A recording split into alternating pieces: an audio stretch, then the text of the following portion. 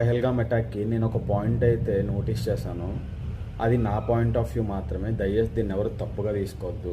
నేనేం చెప్పాలనుకుంటున్నా అంటే, ఇప్పుడు ఒక అమ్మాయి ఫోటో బాగా సోషల్ మీడియాలో బాగా వైరల్ చేస్తున్నారు కదా.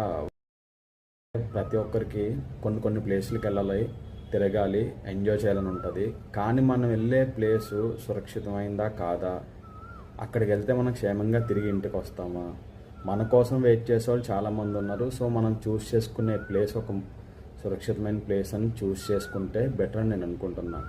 చాలామంది అమ్మాయిలు నేను చూశాను, నన్ను అక్కడికి తీసుకెళ్ళి ఇక్కడ తీసుకెళ్ళి, నాకు మంచి ప్రాంతాలు అంటే ఇష్టం, ఫారెస్ట్ అంటే ఇష్టం, వాటర్ ఫాల్స్ అంటే ఇష్టం అని.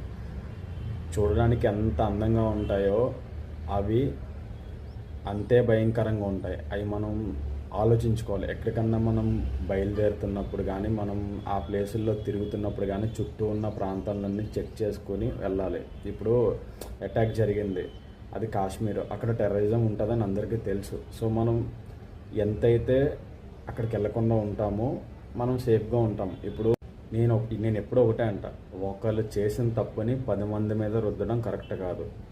నా చిన్నప్పటి నుంచి అందరూ చెప్తూ వచ్చేది ఏంటంటే ఇండియాకి పాకిస్తాన్కి పడదని. ఎవరు చెప్పారు మీకు?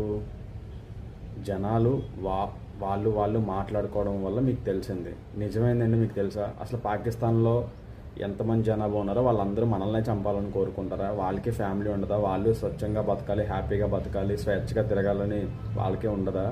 మీరు అర్థం చేసుకో. టెర్రరిస్ట్ అటాక్లు జరుగుతాయని చెప్పినప్పుడు సెక్యూరిటీ ఇంకా పెంచాలి.